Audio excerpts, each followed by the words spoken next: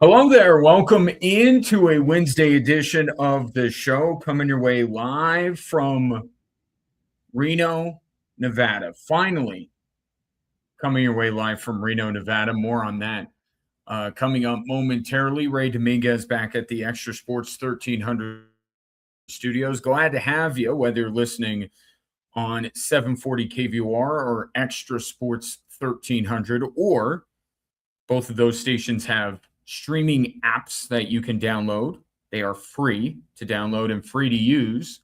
And they're both sponsored by Diversus Health, mental health and well-being for all. It will be a veritable cornucopia of sports topics coming your way over the course of the program. And I'd love to get your thoughts at 719-247-1313. I want to talk about this Sweden-Italy game that is going on right now in the prelim round of the Olympics. Finland already lost today, so one Av and Arturi Lehkonen and another former Av and Mikko Rantanen lost. I'll talk about that in a second. I want to regale you with the tales of Ryan Kaufman's travel. I hope Ray appreciates this if nobody else. So yesterday I'm supposed to fly here to Reno, and I thought, I was a little late in the game getting my flight booked. So obviously the rates went up quite a bit. So I thought, you know what, I'd be a good company man to Learfield. I'd save them a few bucks and take a connection, right? Just take a connection out of Phoenix. No big deal. I got plenty of time. I'm in no rush to get here to Reno. I don't normally do that, but I've just felt like I should, and now I regret it deeply. So I had plenty of time for my connection. I planned it out. I'll get to Phoenix easily in time, hang out in Phoenix for a little bit, and then hit my connection. Well, there was like a flap on the engine that wouldn't open. And initially they told us, well, we'll just get somebody to manually open it. Like, first of all, I thought I appreciated the candor of the flight crew. I don't. Don't tell me. They're like, we can't get a flap open on our engine. And then goes into great detail on what this does. And then he's like, oh, it doesn't sound as bad. It's not as bad as it sounds. Okay, well, anytime you're talking about a billion-dollar piece of machinery not working, it's a big deal. But anyway, so we'll get somebody open in. We'll be delayed a little bit. Next announcement, plane has been decommissioned. Everybody out. This becomes problematic because now I'm not going to make my connection, because by the time they got a new plane, I wouldn't have arrived in Phoenix in time to make my connection. So still go to Phoenix. The folks at the airline of record, I don't know if I want to put them on blast, because they were very nice about the whole thing, but it's a real pain. So they put me, give me, and if you've ever had this happen to you, you know that they get their night, they give you a hotel and everything to stay the night. And I'm taking the first flight out this morning. But I get on the shuttle to go to the airport, and I'm on the shuttle with the flight crew from my flight, who they're based in Philly, and now they can't get home because by the time we got to Phoenix, that was it for most of the flights that day.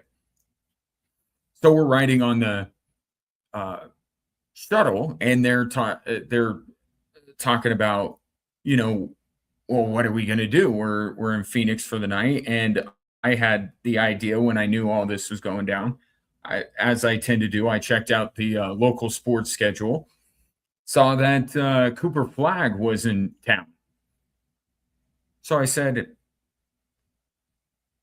well, I'm going to go to the Suns game if you guys want to go. So ended up going with the flight attendants from my flight to the Phoenix Suns game. Kind of an impromptu evening out, but it actually turned out to be a fairly nice evening. One thing I forgot, though,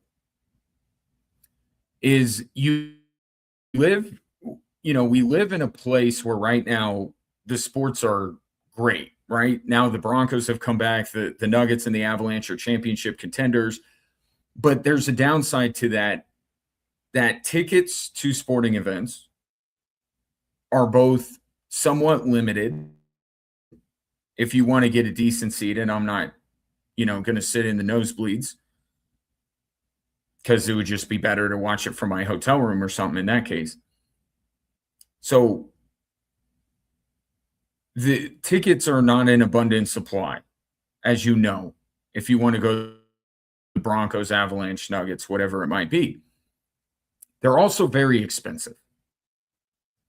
And I don't think in a vacuum they're that expensive. Like I take the boys and stuff like that, but compared to other places, I mean, it's shocking. It's shocking how much cheaper tickets to any number of NBA teams games are compared to the Denver Nuggets. Which I suppose is a good thing, because the last thing I want to do on a trip that's supposed to make me money is, spend all of it going to a Phoenix Suns Dallas Mavericks game, which was as good as I expected it to be, if I'm being honest. In that it was not a good basketball game. So go to that. This morning, get up, still dark outside. I am not an early riser. So it took every fiber of my being to get to the airport, which I was told is going to be super busy all the time, right? Phoenix's airport, super busy all the time. So I worked to get to the airport, walk right in to Ghost Town. Oh, well, get work done, get on the flight. A light bulb was out. I don't know where the light bulb was out, but there's a light bulb out, and apparently it takes 45 minutes to change a light bulb. I think that's the punchline to a joke. So, short story long, here I am in Reno, Air Force women's basketball tonight, taking on Nevada, looking for the season sweep and 4 straight wins. Ray, I got a souvenir cup from the Suns game if you want it. Just a little thank you for everything you do. A souvenir cup from the Phoenix Suns game. I'm sure you'll cherish it forever. So there's my little travel story for the trip. And I haven't had any difficulties or really anything like that this season. It's just the one time I say, you know what? I can take a connection. No big deal. I'm in no rush. And then everything goes the way it did. So, moral to the story, Ryan Kaufman is only flying direct for the rest of this Air Force women's basketball season. So, oh no. I just looked up at my television screen. So I've been watching this Sweden-Italy game. And it is remarkable what Italy has been doing. There was, at one point, Sweden was out shooting them. Every one shot Italy got, Sweden got 8. It was like 33-4, the shots. And the score was tied 2-2 in the second period. It goes beyond, I tweeted this out, it goes beyond just getting goalied. Like 33-4. And it's, the goaltender for Sweden, Gustafsson, the Minnesota Wild goalie, he gives up 2 goals on 4 shots. So they're getting goalied by the Italy guy. Sweden's goaltender has been abysmal. And that tells more of the story on why the score was tied despite the vast disparity in shots. And now I'm looking at it. Sweden's up 3-2 with a little under 14 minutes left in the third period, and Italy's goalie just got hurt. So the guy who had stopped 46 shots to this point, and think about that. He's faced 49 shots, and there was still 13 and a half minutes to go in the third period, and he just got hurt. Oh man, this was shaping up to be an early big story in Olympic hockey. If Italy were to pull off what would it be, a massive upset over Sweden, and now Sweden's just absolutely peppering the backup goalie. They're up to 52 shots. Again, the Fighting Gabriel Landeskog's lead at 3-2. And therein lies a really cool moment in the comeback of Gabriel Landeskog, because as the Avalanche go, his comeback is, I guess it's not complete until he wins another Stanley Cup, because that's ultimately what he came back for. But until the NHL playoffs, it's like, okay, he came back, he's been playing, he's been hurt lately, but he'll be back after the Olympic break. So for us, when it comes to the Avalanche, we're kind of waiting for the next step in that comeback. Well, here's another step that you may have forgotten about, which is him having the chance to come back from this injury that has kept him out for multiple years to be able to represent his country in the Olympics. And he ends up scoring what was at the time the game-tying goal that made it 1-1 in the first period.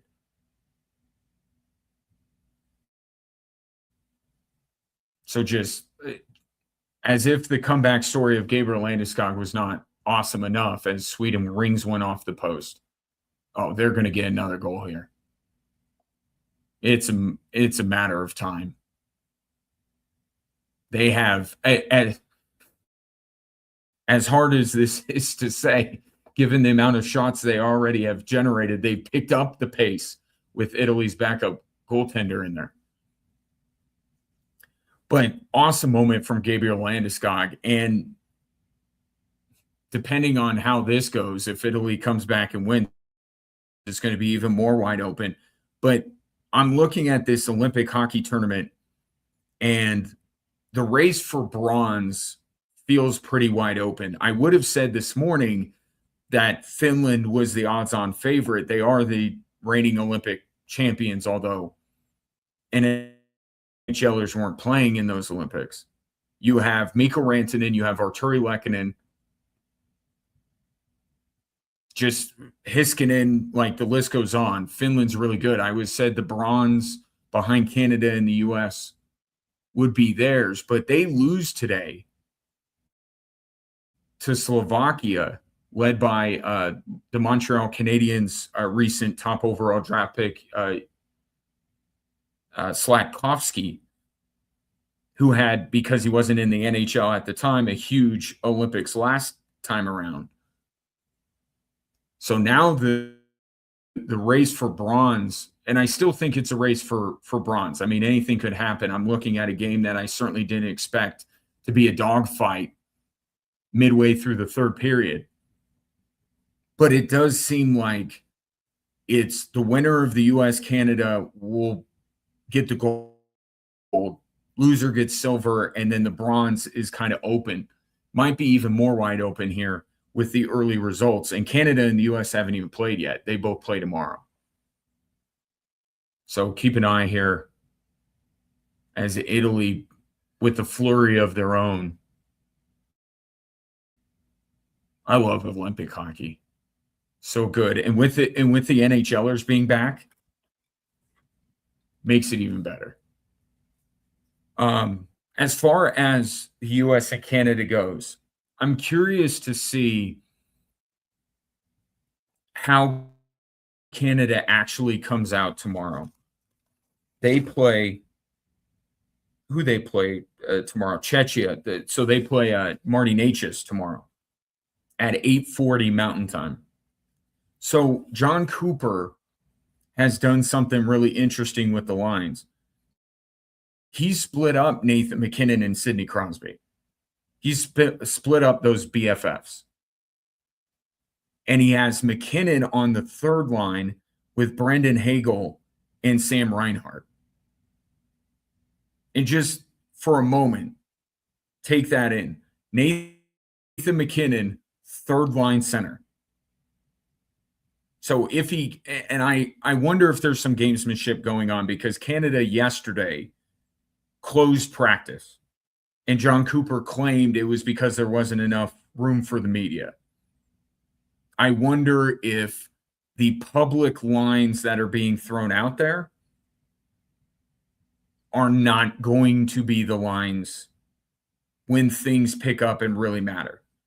I would imagine there's going to be some experimenting going on with Canada a little bit, but tomorrow's going to be an interesting one because Czechia is a good team. So I wonder if Canada is going to keep that with Nathan McKinnon on the third line. But therein lies what's going to be the difference here in these Olympics when it comes to Canada and the U.S. Because even though the U.S. is an all-star team in their own right, it's not like they don't have Nathan McKinnon as their third line center. So this becomes like the Four Nations, even more so than the Four Nations, about goaltending. Okay, Jordan Binnington, who is brilliant in the Four Nations, has been objectively awful for the St. Louis Blues this year. He's been terrible. And it seems like he's going to be the number one goalie because of what he did in the Four Nations. If Binnington can hold up, I think you have to favor Canada. But if Binnington is anywhere close to what he's been during the NHL season, even with Connor Hellebuck, Team USA's goalie, not being at his best this year, you have to say, I think the U.S. can beat Canada. But I think the depth and the overall skill of Canada, with the liability that Jordan Binnington could be in goal, versus maybe pound for pound not as good of a team as Canada, but more well-rounded because they have a goalie that you believe in more in Connor Hellebuck than you do Jordan Binnington. So we'll gauge. The U.S. has a super easy group. They're going to roll. So I don't know how much stock you want to put into what U.S. does against Latvia tomorrow at just after 1 o'clock Mountain Time. But yeah, we'll see how Canada lines up if they really have Sidney Crosby and Nathan McKinnon split up, and how the U.S. looks. And here's the other part. I want to see how Canada's power play does with Nathan McKinnon and Makar. Just as an experiment, just to see, because the Avs power play has been so dreadful. And if McKinnon and Makar are on the power play for Canada and it works, that's going to confuse me even more. So Canada tomorrow morning and the U.S. in the afternoon, as they seem inevitably headed for a collision course for the gold medal. Same can be said for the U.S. Women and Canadian women. We got a little preview of that. The U.S. blowing out Canada 5-0 yesterday. Now, Canada didn't have Marie-Philippe Poulin, who is their best player, but does she account for 5 or 6 goals by herself? So just a win for the U.S. You go, oh, okay, well, we'll see when Poulin is playing, which she should be good to go for the gold medal game. I think this is precautionary that they're holding her out. But the U.S. beat Canada 5-0. I think it's the first time that Canada has been shut out in the Olympics. And the US has outscored their opponents 20-1 so far in these Olympics. So the US women look like a wagon. We'll see what the men look like tomorrow against Latvia.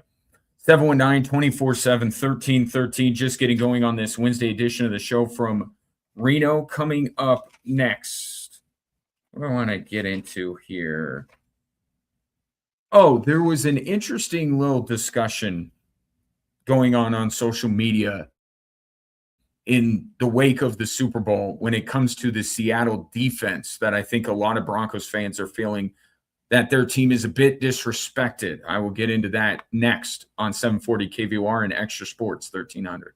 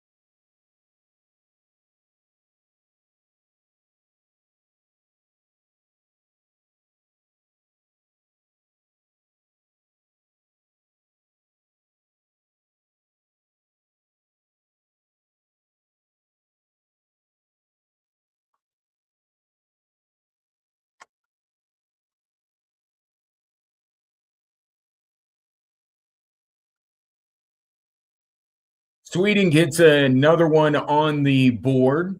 So they have a 2-goal lead midway through the third period against Italy. But regardless of how this all goes down, what a fight by Italy, and the fact that their goaltender, who is phenomenal, got hurt may lead to that scoreline being a little bit skewed. But 4-2 Sweden in the third period. Again, Canada plays the Fighting Marty Natchez tomorrow in the morning, just like 8:40, I think I said. And then the U.S. men take on Latvia just after 1 o'clock Mountain Time tomorrow. So I saw this, and I get it, and I guess credit to BetMGM because they got a reaction out of me.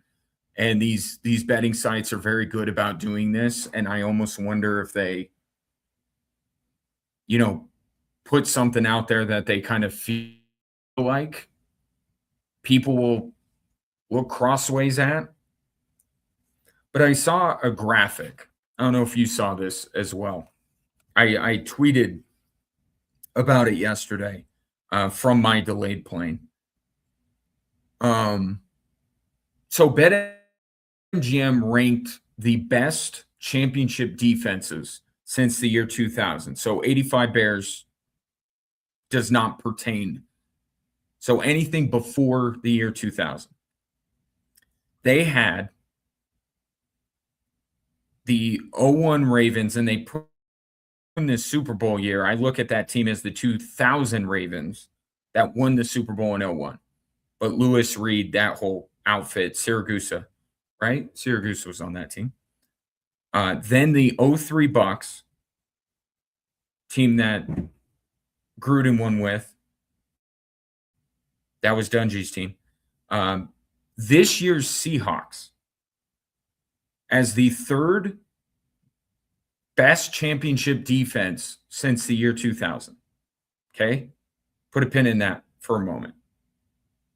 Then it was the 2014 Seahawks who beat the Broncos in Super Bowl 48, followed by the Broncos championship defense of Super Bowl 50, 2015 Broncos that won the Super Bowl in 2016. So I don't know if BetMGM is being a prisoner of the moment, or they're putting Seattle's defense this year as high as they could without even looking at themselves and saying this is ridiculous. But they still have them too high. Okay. And I'll start not even with the Broncos side of it. I don't even think, and we're talking about great defenses. These are all elite defenses. But Seattle's defense this year is not as good as the Legion of Boom that won the Super Bowl, when in Super Bowl 48. That defense shut down Drew Brees. Drew Brees threw one touchdown in the playoff matchup against that Seattle team. They then beat San Francisco, if you remember the back and forth between Richard Sherman and Michael Crabtree. Kaepernick was still the quarterback of that team. They had just gone to a Super Bowl. And then they beat the best offense we have ever seen in the history of football. And that's not hyperbole. The numbers say that Denver Broncos offense was the best ever, led by an MVP in Peyton Manning. And they shut them down. I mean, we always, in Colorado, we think of the ball went over Peyton Manning's head, and then who knows what happened after that, right? But what happened after that was that the Legion of Boom and that Seattle defense dominated Denver for the rest of the game. So I wouldn't even take this year's Seahawks defense over that Seahawks defense. But as for the Broncos of it all, they went through Brady, and the 15-1 Carolina Panthers led by another MVP in Cam Newton. And the most indelible image of that Super Bowl, well, heck, even if the AFC Championship, is the pressure that DeMarcus Ware, Malik Jackson, Shaquille Barrett, Von Miller generated against Brady. They bludgeoned Tom Brady in the AFC Championship. And then the image that will forever be seared in our brains from the Super Bowl is the strip sack on Cam Newton. And although Russell Wilson did put up big numbers in Super Bowl 48, but that Broncos defense was also carrying a greatly diminished Peyton Manning. Right? They won that Super Bowl because of their defense. I would say both Seahawks teams had more help offensively than that Denver defense did.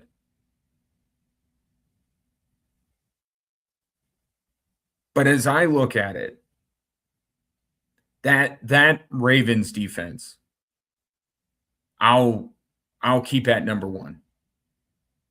That was a team, and I don't know if they're just talking about the Super Bowl or what they're talking about, but I'm going to take the entire season into account. They gave up 10 points a game. They gave up one offensive touchdown in the playoffs. And from a talent perspective, easily one of the most talented defenses of all time. So that Ravens team, and I know in the Super Bowl they didn't exactly play a juggernaut.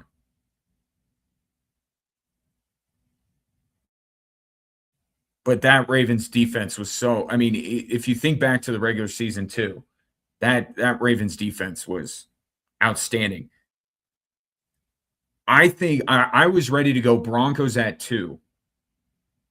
But I actually think that Seahawks team that won Super Bowl 48 was beginning to end a slightly better defense. And I think, again, the fact that they shut down the best offense in the history of football, the reigning NFC champions, and one of the most prolific passing quarterbacks of all time in Drew Brees. I think that's what puts it over the top. They're so, and I know the Broncos more pass rush, but they had the no-fly zone. I would say the path through the postseason for Seattle, as good as it was for Denver, just edges out the Denver Broncos. Only just. And then I go Broncos 3. I go the Bucks team 4. And then I would go this year's Seattle defense. Because this year's Seattle defense, they were great. But I don't think that they're better than a previous Seahawks championship defense, and I don't think that they stack up better than some of these other defenses. But I'd be curious your thoughts at 719-247-1313. Since 2000, best defenses. I say Ravens, 2014 Seahawks, Broncos, Bucks, and then this year's Seahawks defense. I don't want to be too beholden to the offense that they played in the Super Bowl, and I'm trying to look at it at the bigger picture. Seattle was in a very good division with two of the most brilliant offensive minds in football, and Sean McVay and Kyle Shanahan. Beat them. They were in the superior conference. And yeah, maybe it was a flawed New England team because of the inexperience but they were good, just not better than some of these other teams. 719-247-1313. We'll get into your text messages coming up next on 740 KVOR and Extra Sports 1300.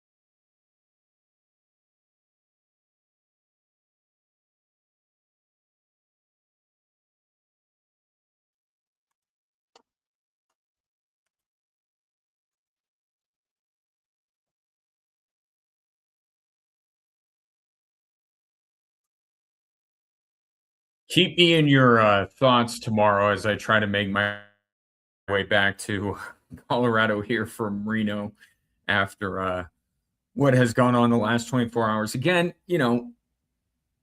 it turned out okay. Um, they're just tuning in mechanical issues with my plane going out and got stuck in Phoenix, but went with the um, flight attendants from my flight because they were stranded too. We went to the Suns game, so was able to save the day, but or the evening, I should say. But I would have rather just gone Reno and um, Scott in Florissant, Texan, as someone that's flown over 2 million miles. I love a good travel story. Um, yeah, you must have some, Scott. Maybe that's what we should do. Because, like, I'm such a delicate human being that that's about as traumatic as it's been for me traveling. Like, that I had to stay in Phoenix. I ended up going to a Suns game. Like, that is the worst travel story that I have. So I understand I'm being quite delicate about the whole thing. Scott, you probably have some horror stories, but it all turned out okay in the end. Um, Scott continues, curious to saw the Beanpot on Monday night turned into a blowout, but was amazed by how many players were already drafted into the NHL. And then adds, maybe my luck will change on the blackjack tables. Did not see the Beanpot, but that's what you're seeing. And I was talking with Frank Serratori about this last week when I was guest hosting his show. College hockey has become, I don't want to say it is a much more viable path to the NHL than it ever has been. And now you have NIL and you have all this other stuff that's going to attract more talent. And some of those Canadians now from the CHL, do get to play college hockey. So I think it's all of those things together that you're seeing. And I see it. In Atlantic hockey, it's not so much as, maybe what CC deals with in the NCHC. But I see in Atlantic hockey, like I'm doing the Air Force Mercyhurst game on Friday on Altitude. And these rosters got 2 or 3. And in Atlantic hockey is not the Big Ten, not the NCHC, and they have NHLers. So the amount of talent that is now going through college hockey is more than it ever has been. And there's also, and it's not just NIL and the rules relaxing and everything to allow these athletes to come in. It's also the quality of these programs. 2 of them playing in the Beanpot, obviously, for a long time, have been 2 of the preeminent programs in college hockey. But even you have to look, locally as just a microcosm of what's going on. Look at Colorado College and what Chris Mayotte has going on. I know, tough weekend against DU, but remember where that program was not that long ago? Like, there are a lot of good, young, up-and-coming coaches that are taking over these programs, and they're selling their programs to the top young talent in the country. So college hockey is better than it ever has been, and leading to great games. As to your last point, Scott, I don't know that I will be hitting the blackjack tables because I feel like I should not press my luck after the weekend, the day that I had. Tom, on the BetMGM ranked the best championship defenses since the year 2000. So no 85 Bears, which would be the obvious one that we would bring into this conversation. And I thought that they got it after the Ravens. I think they jumbled it up. I would go Ravens, then the Seattle team that beat Denver, then the Denver team that beat Carolina. Then I would go the Tampa Bay Buccaneers, and then this year's Seattle team, and they didn't have any of those four teams in that order. Tom throws one out. The '08 Steelers defense, Ray, feel free to chime in here. I would put in the conversation of best defenses since 2000, led the league in almost every defensive category. No argument from you, Ray, I'm guessing on that? Okay.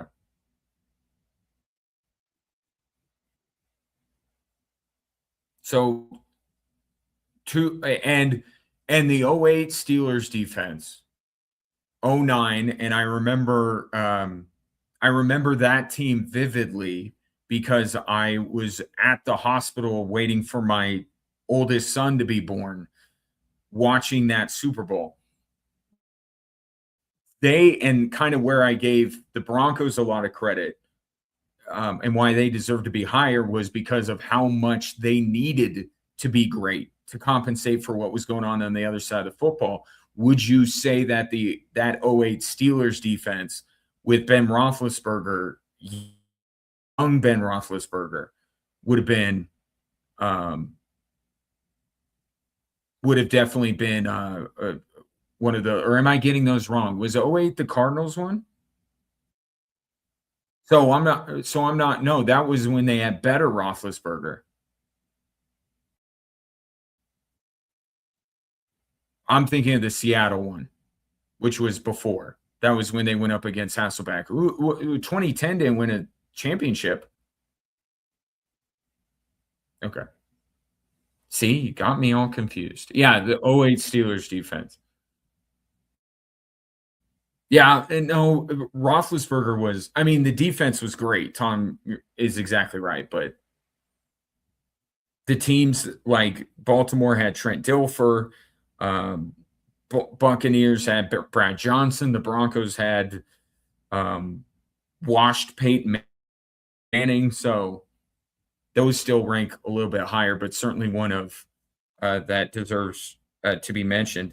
The complete list was so they had the Ravens, Bucks, this year's Seahawks, this Legion of Boom Seahawks, the Broncos, the '08 Steelers just missed the top five, the team that Tom's referring to. So they were very much in there. And then the 2011 Packers and the 2025 Eagles, which would be the 2010 Packers for most people and the 2024 Eagles. I don't recall what that Eagles defense did. Who did they play in the Super Bowl? I don't remember that. I don't. I'm last year's Super Bowl. I don't remember who they played in that and how it went and how I felt about the whole thing. It was the Chiefs, Ray. They played the Chiefs and destroyed them. So that's what that one was.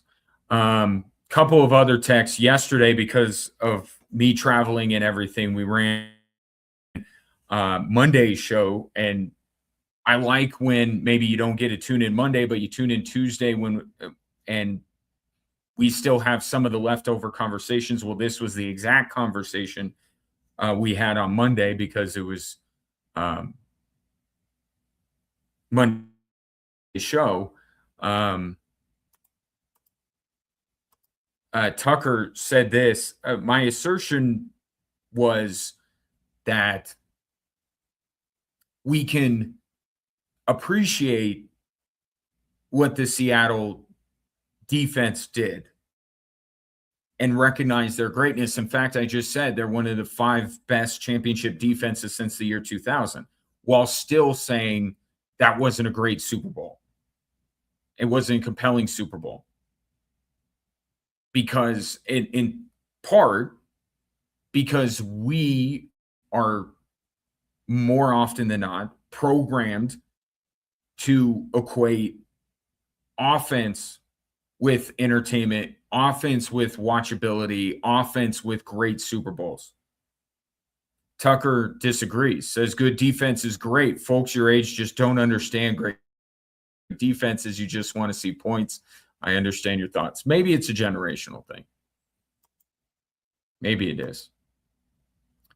And then this coming in, I talked about how this All-Star weekend, which I'm hanging on. I'm still looking forward to it. But as every day goes on, I feel like I'm starting to go the other way, and maybe this will not be the All-Star game to save all All-Star games. But I do think Jamal Murray has a chance to be the star of the weekend.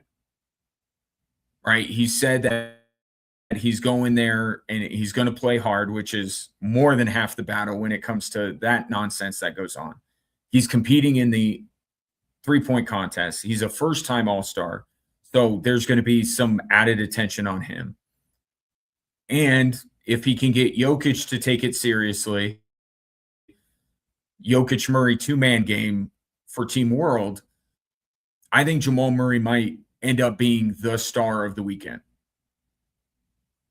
And Texter from the 719 brings up a great point when it comes to Jamal Murray and what this season has been.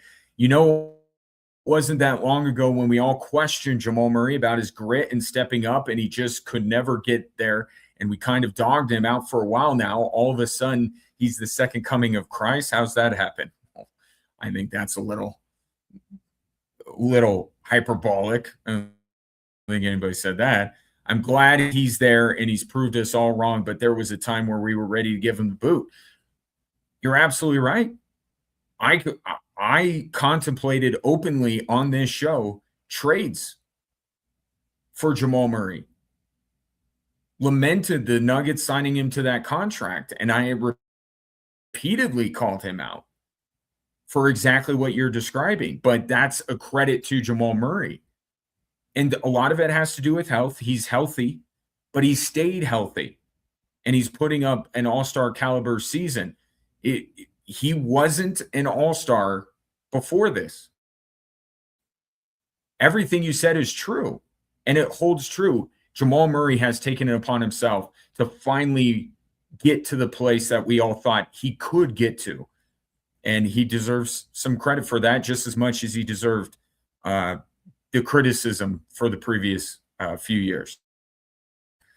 More Drive Time Sports after this on 740 KVOR and Extra Sports 1300.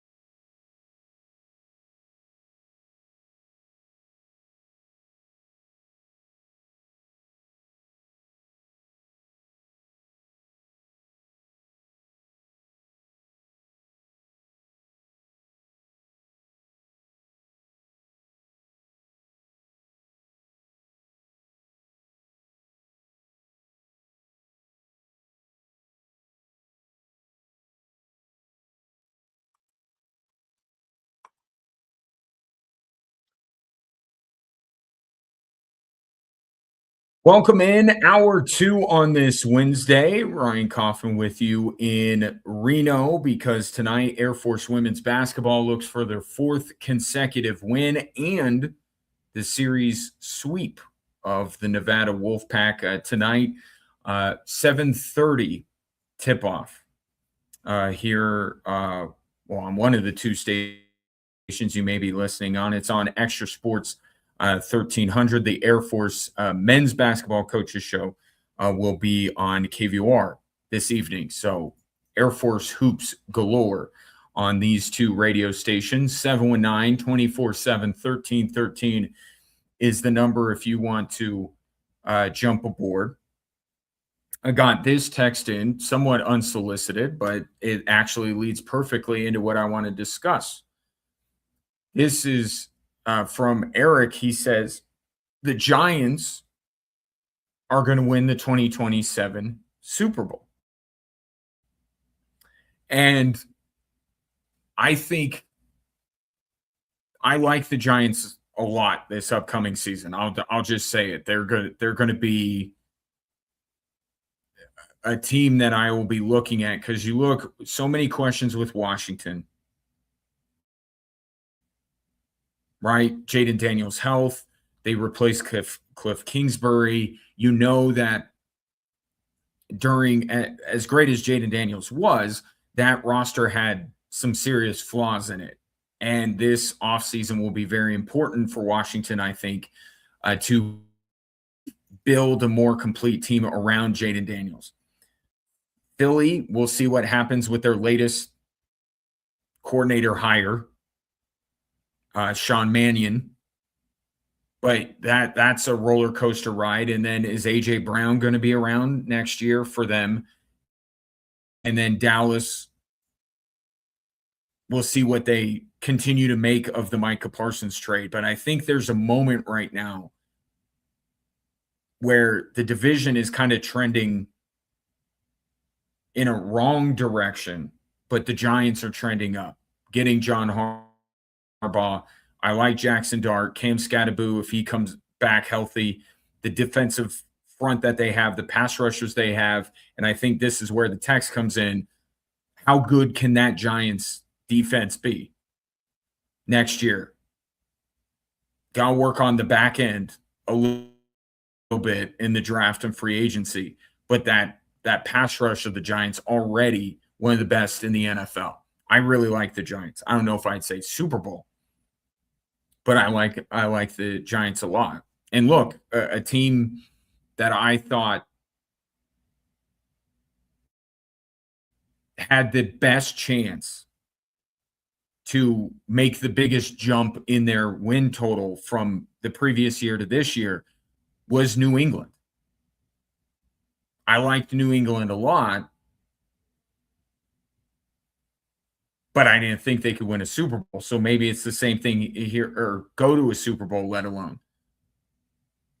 So maybe that's where history repeats itself. I really like the Giants, and I think I will take them to at least be a playoff team, be one of the more improved teams in the league, and maybe they follow the same route that the Patriots did and even exceeding my expectations, which were pretty high to begin with. But it leads perfectly into what the rest of this week is about for everyone, or even New England. Really, they want to look forward to next year. Everybody other than Seattle is looking forward to next year. And that also means betting odds are out. And we like looking at these. And one set of futures bets that caught my eye, maybe they did yours as well, the AFC West odds. Ray, would you like to guess who is favored to win the AFC West next year?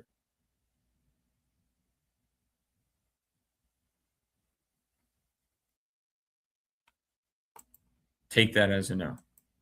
I think Ray's gone. Would you like to take a guess on who's favored to win the AFC West next year? Did you know that, or are you guessing? Okay. Mix. Yes, it is. It is the LA Chargers who are the betting favorite right now, plus 170 to win the AFC West. Chiefs are right behind them at plus 175, and Denver is going off anywhere between 210 and 215 to win the division. So these are obviously to win the division. It doesn't necessarily mean that this is the predicted order of finish. This is just how they are seen in terms of winning their division. And I mean, it's notable for two reasons. Notable because the Broncos are the reigning division champions and not getting that love. And notable because if I told you it wasn't Denver who was favored to win the AFC West, you'd probably say Kansas City. And maybe Kansas City would have been your first guess anyway, not Ray's first guess. He nailed it on the first try. But I think a lot of people would expect the odds makers to favor Kansas City. But I actually don't think that these are way off, even with the Chargers being the favorites. Okay, they were a playoff team this year. This has nothing to do with their viability as Super Bowl contenders. That is a completely different conversation. This is just winning the division. Okay, so they finished second in the division. They didn't have Rashawn Slater and Joe Alt for almost the entire season. Justin Herbert, and that wasn't, those weren't the only injuries to the offensive line the Chargers had, but they were without their two tackles who happen to be two of the probably four best offensive tackles in the league when they're healthy. They didn't have those. And yet they still finished second in the division. And it's part of the reason why Sam Monson and Pro Football Focus voted Justin Herbert for MVP, because of what he and the Chargers were still able to do despite the rash of injuries they sustained. Now, their defense is really good. It's aging. Khalil Mack's not getting any younger. So the Chargers have some business to attend to. Keenan Allen, they have some aging staples of their team. But I don't think it's crazy to look at right now, going into the offseason, to make the Chargers the betting favorite. And you say, well, why not the Broncos? Because the Broncos, as I have discussed on this program previously, are going to be the prime regression candidate. As much as I say that the Giants are my team to add the most wins to their total from the previous year, the Broncos are going to be many people's team that's going to drop. Now, this doesn't mean they're not going to be a playoff team or not going to be any good, but they're going to be the team that people look at and say, okay, they're not going to have the number of wins that they had last year. And there's two reasons for it. One, the one-score game thing will make them a prime regression candidate, but also they have a first-place schedule now. Here are some of the games that Denver has on their schedule next year. At New England, home against Buffalo, home against the defending Super Bowl champions, in San Francisco, and then they have two division games, one at Arrowhead and one at SoFi. Right there, you could see maybe those being 6 losses for the Denver Broncos. And I'm not saying every single one of them will be, but those are 6 games right there that are not at all crazy to think that the Broncos could lose every single one of those. That already drops them to now we're talking what? 11 wins? So already they're down. And then, what else? I mean, so much is going to change, right? And we know that almost every team drops one game that none of us are expecting them to. Almost every team wins one game we're not expecting them to. So maybe it's one of those 6. But on paper, this is a much more difficult schedule. And I'm not, going down the road of schedule merchants and all of that kind of stuff. They had quality wins. They beat Philadelphia when we thought they were all very good. They beat a flawed Kansas City team, but just as everyone was buying back into Kansas City. But this schedule shapes up to be much more difficult. And teams, by the way, that are all highly motivated. Kansas City's highly motivated to bounce back. San Francisco's excited to be healthier than they were this year. Seattle will see coming off of a Super Bowl win if they have that desire. Buffalo, obviously, going to be hungry to come back. And then New England as well after the showing they had in Santa Clara. So,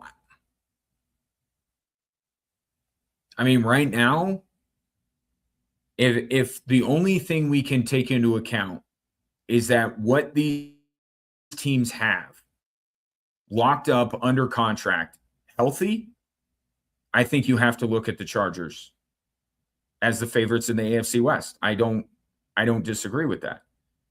Kansas City has serious work to do.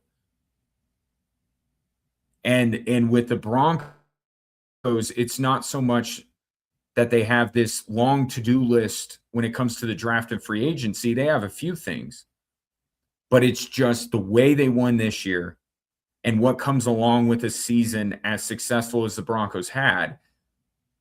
You add all of that up, and I think that the Chargers being the favorite in the AFC West, I have no problem with that. Now, it may change after the draft and free agency. In fact, I would almost bet that it would. Pun. To wit, Ray pointed something out to me on social media today. So we're all looking at, what are the Broncos going to add? They need this, they need that, they need this. Well, what are they going to lose from this year's team? And a lot of people are getting really nervous about an Instagram post from Courtland Sutton today, where he said, chapter closed. And people are thinking, oh, Courtland Sutton knows he's gone. First of all, the writing would have had to been on the wall for weeks now for Courtland Sutton to have that kind of insight, because I don't think the Broncos are even done assessing their roster, let alone having meetings with players. I think this is about the season being over, but we'll see about that. I'll certainly say I'm not a proponent of the Broncos getting rid of Courtland Sutton. I don't think there's any need to get rid of Courtland Sutton. The way I look at it is I think Courtland Sutton has his flaws as a number one receiver for a team that is trying to win a Super Bowl. But he's still a very good situational receiver, red zone, third down. This season, he's been very good. I look at it and say, what can you add around him? Keep Courtland Sutton, but maybe upgrade other weapons around him so maybe he doesn't have to be more than that go-to situational type of wide receiver. But I don't read that caption and say that Cortland Sutton's gone. I don't think the timing makes sense for that it to be that kind of a post, and I don't know why now that the Broncos are finally out from under Russell Wilson's contract that they'll be looking to pinch pennies to get rid of a guy who has been again, he has his limitations as a player, but part of the reason why Sean Payton likes him so much, he has no ego. People are throwing out like getting AJ Brown. I know Bo Nix is a better quarterback than Jalen Hurts, but I mean, at what point with AJ Brown do you just label him as a malcontent? Or better yet, at what point does Sean Payton label him that way? Cortland Sutton is a good receiver who is very good in those important situations that every team values the most, third down, red zone. And he's low maintenance. He's just a great teammate, company guy, great in the community.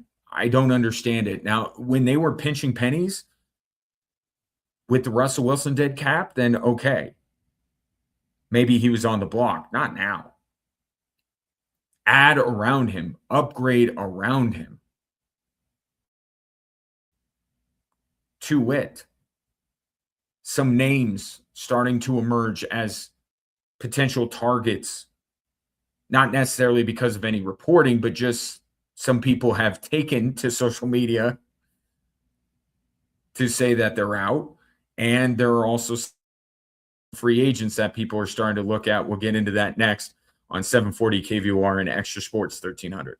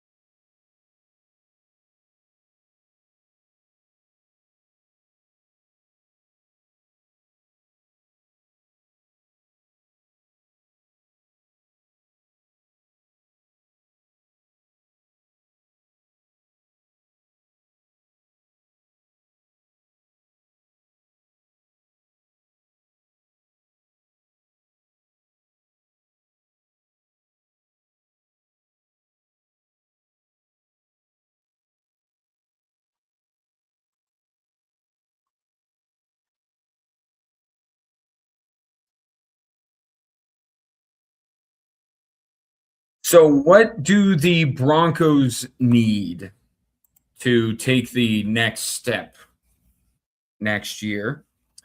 Cortland Sutton posting on his Instagram chapter closed with highlights of the past season. So, I don't think you need to read into that. But as my colleague Ray Dominguez just said to me, which is something I said to him earlier today, everything is everything on social media.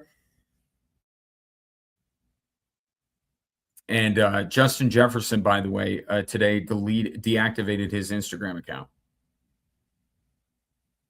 So is that something? We have to look into this. I do look, the social media thing, I know with younger people, they put a lot into, well, we all put a lot into social media, meaning on social media what we post. I don't think scrubbing, remember Kyler Murray scrubbed his Instagram account? And he's not the first athlete to do this. Scrubbed it of all his Cardinals stuff, and the guy's still on that team. The Cardinals wish they could scrub their roster of Kyler Murray. But I do think, like, it's not the social media thing. I do think in an ideal world, Justin Jefferson would get traded. Not for the rest of the NFL, but for him. I listened to him during Super Bowl week. He was making the rounds.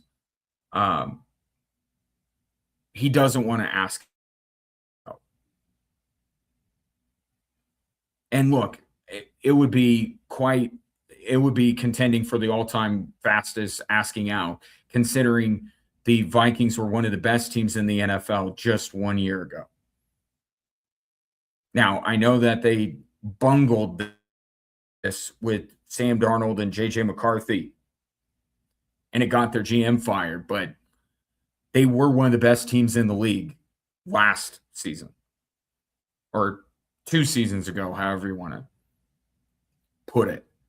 But I think, well, I'll say this. I don't think he wants to be traded. I think he wants a different quarterback. I don't think he wants J.J. McCarthy throwing him the football. Maybe he doesn't want out of Minnesota.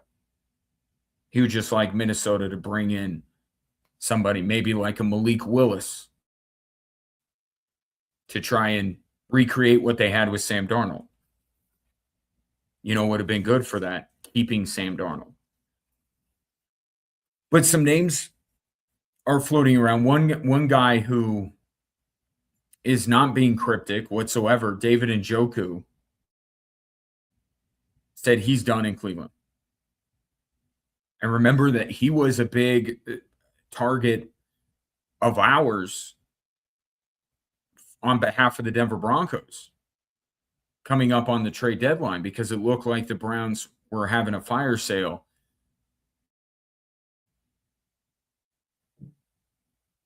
I think Evan Ingram didn't work out quite the way that the Broncos would have liked. Now, I don't look at his numbers as being the be-all, end-all, because Sean Payton uses the Joker to create matchups elsewhere on the field, and that doesn't necessarily mean that Evan Ingram is getting the ball. But I think by all accounts, even when you factor that in, Evan Ingram was not as effective as the Broncos were hoping he would be. So that would be getting David Njoku would be the type of move that I think that the Broncos need to make throughout their roster. Okay, maybe, and I know a lot of people are disappointed at Ingram, but I think that the Broncos can get by another year with Evan Ingram. But this is where is good enough, not good enough. There are some positions on the Denver Broncos where you can live with it. Obviously, you know, Evan Ingram's got a big, not a Russell Wilson sized dead cap number, but it's going to hurt a little bit financially to cut him. So in some way, the Broncos may be saying, you know what, let's just keep him around, try to improve upon it. But if a David Njoku comes along, that's where you say good enough is not good enough. Right? And I would say that for all the skill positions. There are aspects of the skill positions. You like J.K. Dobbins before he got hurt, but he's always hurt. You liked R.J. Harvey, but by the end of the year, by the end of the AFC Championship, did you like R.J. Harvey as much? We just got done talking about Courtland Sutton. You like Courtland Sutton, but can you do better? So to me, David Njoku would be an upgrade over Evan Ingram and would be a case where the Denver Broncos say there's some reason to keep this guy, but here comes along a better guy for that position. Let's add him. And would still fit some of the Joker traits, I think, that Sean Payton has discussed. But the spot I keep looking at and will continue to is running back. That's where good enough is not good enough. You're going to seriously go into another year playing this game with J.K. Dobbins' health.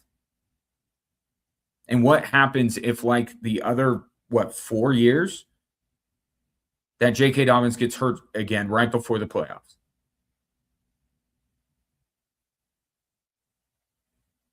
With the crop of running backs that are set to become free agents, they all won't. But maybe if one gets through, the Broncos should do everything they can to get him. Case in point, I don't know if you were watching the Super Bowl through the lens of, comparing Seattle to Denver, and we talked about this on Monday. How different would the Super Bowl have been had the Broncos gotten there? But I was in those moments where I was looking at that game through the lens of what I do on a daily basis, which is talk about the Denver Broncos. I said, you know what the Denver Broncos need? A Kenneth Walker type. That's what they need. And there just so happens to be a Kenneth Walker type that is set to become a free agent. And his name is Kenneth Walker. Now, a drunken John Schneider today at the Seattle parade said that Kenneth Walker was already negotiating with him, like trying to negotiate. Like John Schneider was just trying to enjoy the fact that he has built up 2 Super Bowl championship teams. And that's a big story out of Sunday. John Schneider built up the team with Russell Wilson. Then he traded Russell Wilson, used the draft capital from Denver to build up his next championship roster. It's about as good of a job in that window as we have seen a general manager do, to basically not tear it down because some guys aged out, the Legion of Boom retired, all that, or moved on, aged out a little bit. But for John Schneider to build up that team, then that team goes away and builds up a whole new team. That's maybe the biggest story out of Sunday, is the job that John Schneider did. But anyway, he was drunk and said that Kenneth Walker he's just trying to enjoy his time, and Kenneth Walker's trying to hammer out contract details. So doesn't seem like Kenneth Walker is going to hit the market.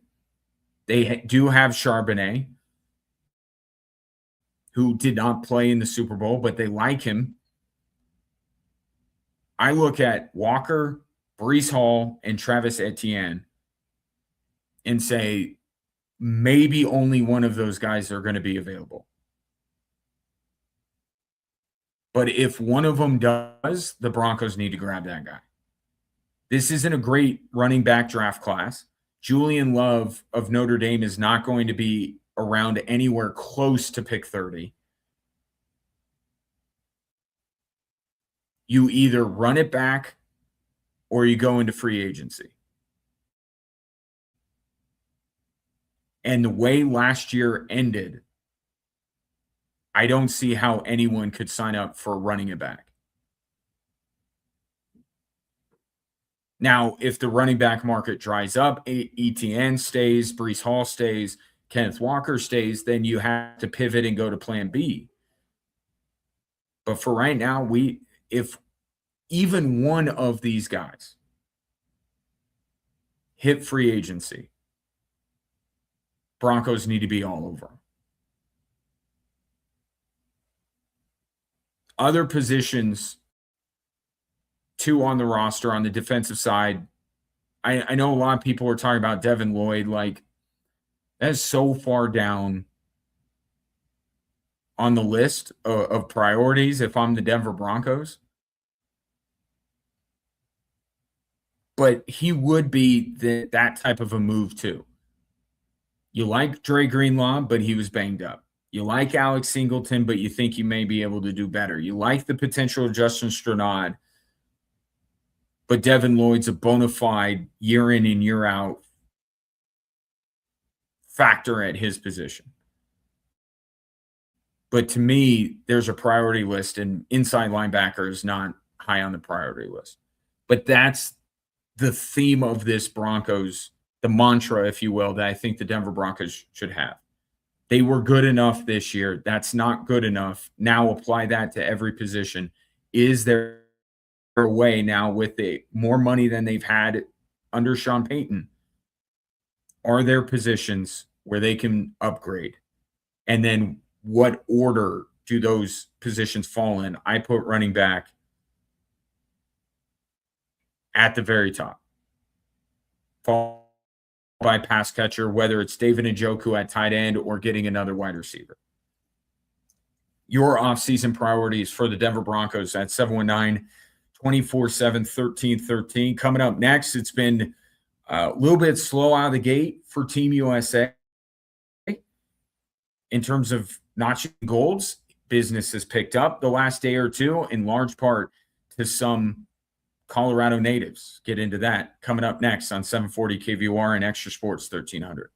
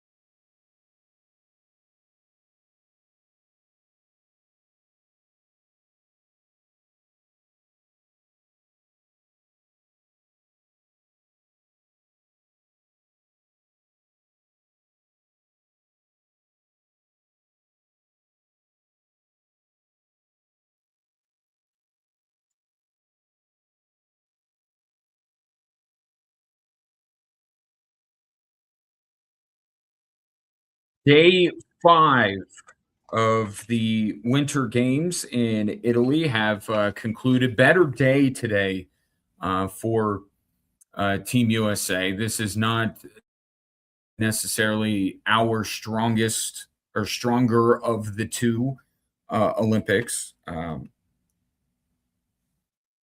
but things have picked up today.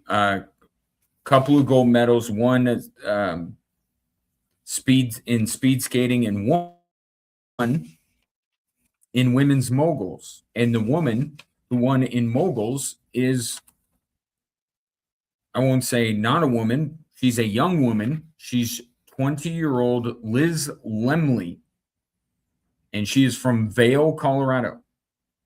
Born in Vail, making her Olympic debut, and she wins gold in the moguls today. And Lemley is, and doing research on her, she's a bit of a wonderkind. She competed in the World Cup when she was 15 years old. So she's somebody that was really good at an early age. And now 5 years later, still at the ripe old age of 20, winning gold medal. And to make it even better, the U.S. took first and second in that event to add to their medal total. And the silver medalist, Jalen Kaufman, no relation, is from Vail also. So 1-2 in the moguls today, both from Vail, which is also where Lindsey Vonn is from. I forget, is skiing a big deal in Vail? I'm not entirely sure. Yes, it is. I'm just trying to be funny. But that's awesome.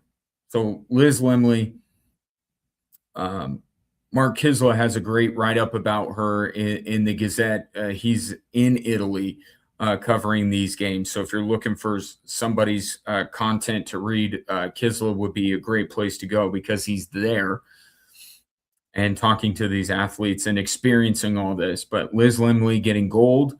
U.S. picks up 2 gold medals today. They are now second in the gold medal count, a couple behind Norway. By the way, did you see that dude from that Norwegian running up the hill on skis? Do you see this on social media? Absolutely insane that a human being can do that. I was watching him in another event,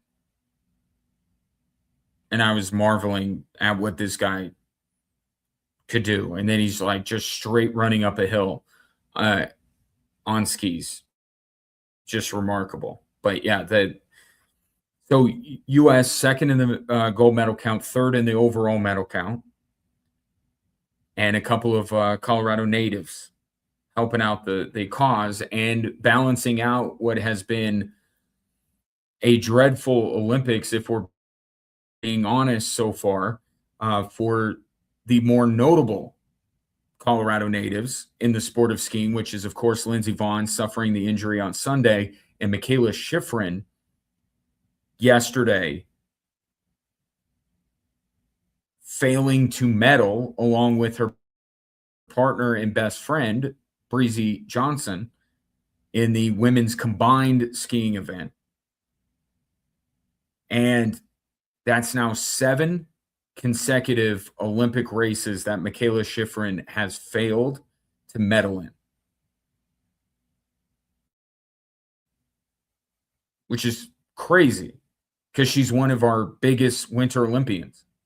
In fact, and it's not for nothing, it's not because she's from Colorado that she's one of our biggest Olympians. She holds the record for the most wins in the sport of skiing and holds the records for the most wins on the moguls, the exact event that she was in, albeit a team event or a pairs event. That was her specialty inside of a sport that outside of the Olympics, she dominates.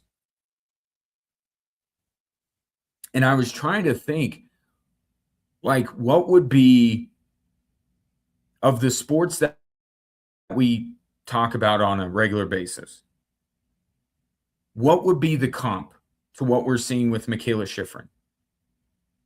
I mean, is it like Lamar Jackson?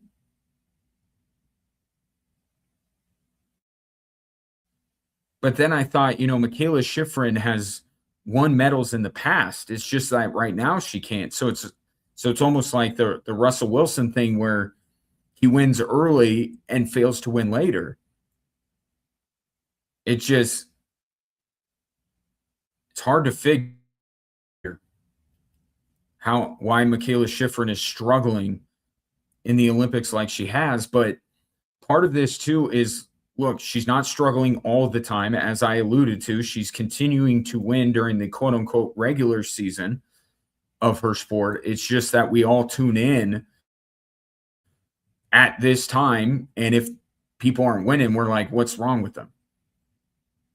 Well, and look, this is, to use the often used comparison, this is their Super Bowl. So yeah, it matters that she's not getting it done right now. But it's not as if Michaela Schifrin struggles outside of the Olympics. And she hasn't even struggled consistently in the Olympics, just consistently lately.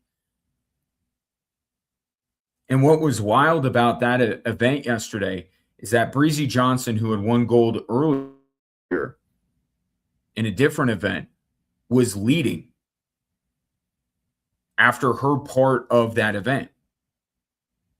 So if Michaela Schifrin finishes 10th instead of, what was it, 15th out of 18th or 13th out of 15th, something like that, if she would have finished just a couple, 10th is not, amazing for a skier as decorated as Michaela Schifrin. If she finishes just a few spots above where she was, they easily medal. Easily.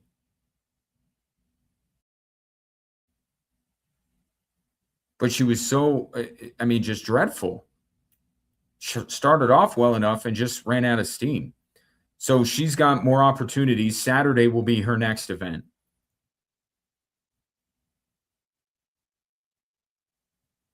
But the U.S., again, picking up a few medals today, second in the gold medal count, third in the overall medal count. And then there's what's going on with these biathletes.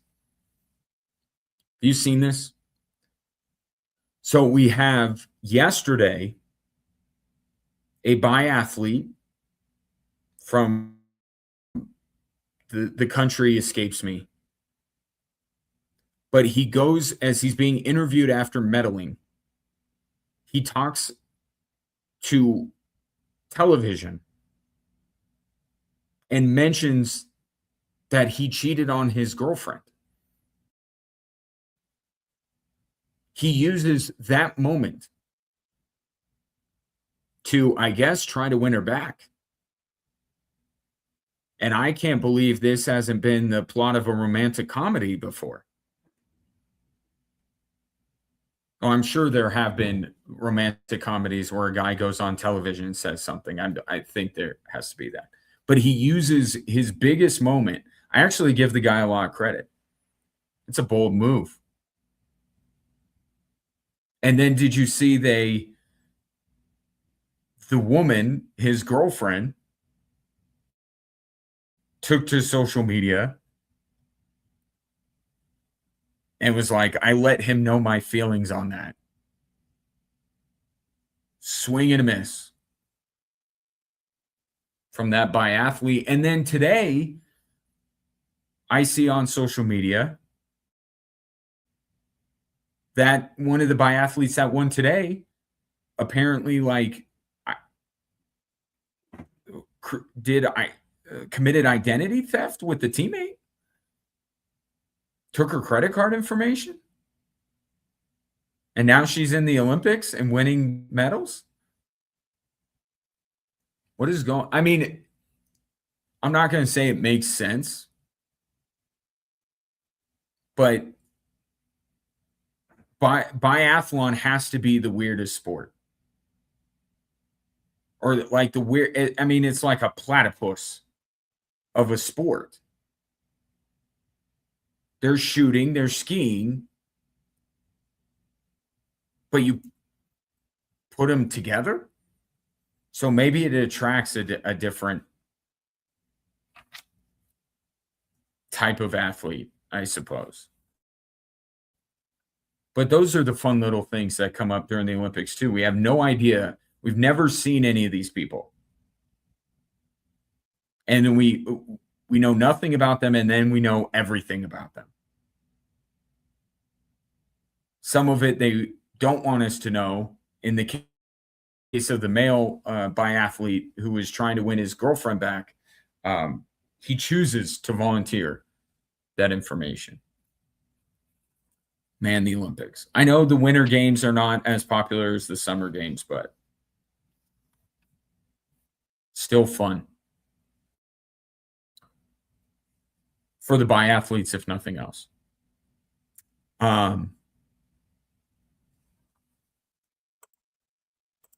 Brett, want to get to Brett's text before we go here. Says, good afternoon, Ryan. Good afternoon, Brett. Two things. First, Cortland Sutton may have become more available when he dropped 2 drive-killing passes in the AFC Championship game. And secondly, see if the warden can put some acoustic tile in your prison cell to squelch the echo. I'm in a hotel room. If I was Dan Patrick, I would have the red carpet rolled out for me and would have my own mobile studio and everything. You make do with what you got. As far as your first part, that's kind of what you're saying he's becoming available.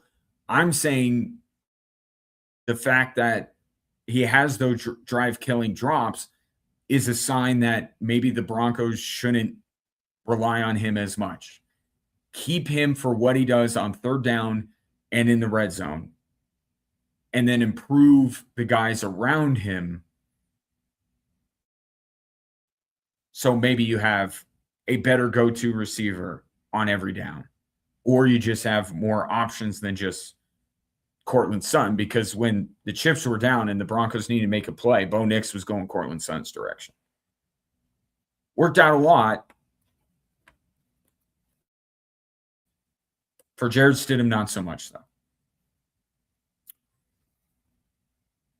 All right, we'll leave it there. I got a bus to a basketball game to catch. I will talk to you at 7:30 tonight for Air Force women's basketball on Extra Sports 1300. This team, hot right now, winners of 3 in a row.